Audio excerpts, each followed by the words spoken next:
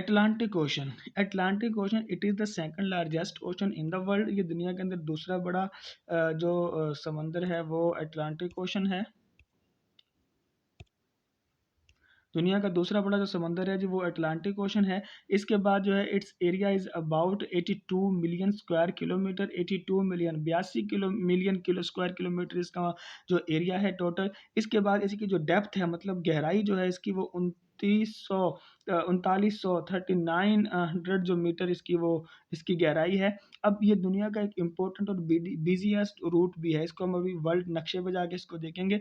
Atlantic ocean जो है ये भी 4 बर्रे आज़मों के अंदर है, 4 कॉन्टिनेंट्स के अंदर है। वो कौन-कौन से? North and south America in the west. North और साउथ अमेरिका के ये इसमें है, ये इसके वेस्ट में है, ठीक है।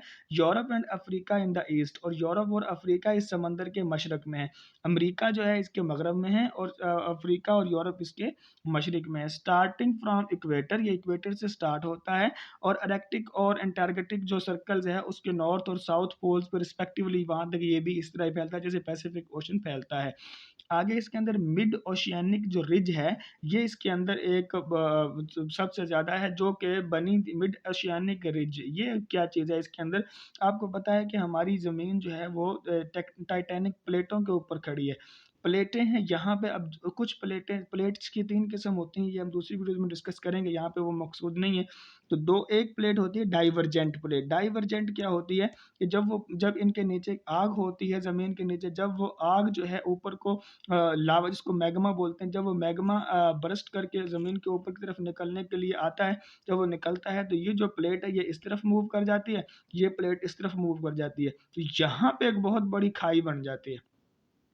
इस एरिया को हम बोलते हैं मिड ओशनिक रिज। यहाँ पे वो रिज जो बनता है इसको बोलते हैं। अब देखो ये result eruption of magma at the divergent plate boundary. ये डाइवर्जेंट प्लेट बाउंड्री थी तो वहाँ पे इरप्शन ऑफ मैग्मा की वजह से ये बहुत ज़्यादा हमें ओशनिक रिज बनाता है, जो इसके अंदर एक सिग्निफिकेंट फीचर है ये इस समंदर का।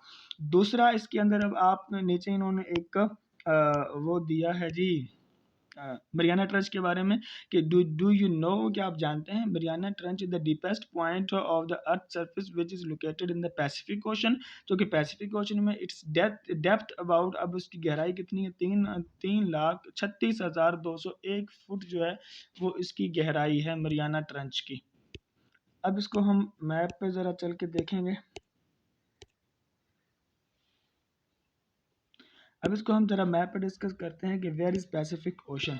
पैसिफिक ओशन को हम देखने Atlantic Ocean, sorry Atlantic Ocean. अब ये आपको नज़र आ रहा है, इस समंदर को एस शेप ओशन भी बोलते हैं क्योंकि इसकी शक्ल जो है एस की तरह है।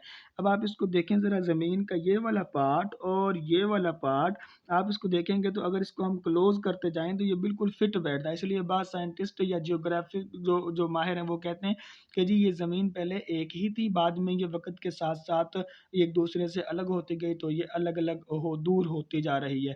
अब अच्छा, दूसरी इसके अंदर बात ये थी कि अटलांटिक ओशन जो है ये है अटलांटिक ओशन। अब ये नॉर्थ अमेरिका और ये साउथ अमेरिका ये तो इसके वेस्ट के अंदर आ रहे हैं, और ये यूरोप है और ये अफ्रीका है ये इसके ईस्ट में आ रहे हैं। तो ये 4 बर्रे आज़मों के अंदर है, 2 इसके वेस्ट में है और 2 इसके ईस्ट में है। मतलब अब नीचे जो है जी ये फैला कहाँ तक हुआ? ये अंटार्कटिक जो सर्कल है वहाँ तक है, और ऊपर से भी ये अरेक्टिक सर्कल है इधर ऊपर उधर तक फैला हुआ है।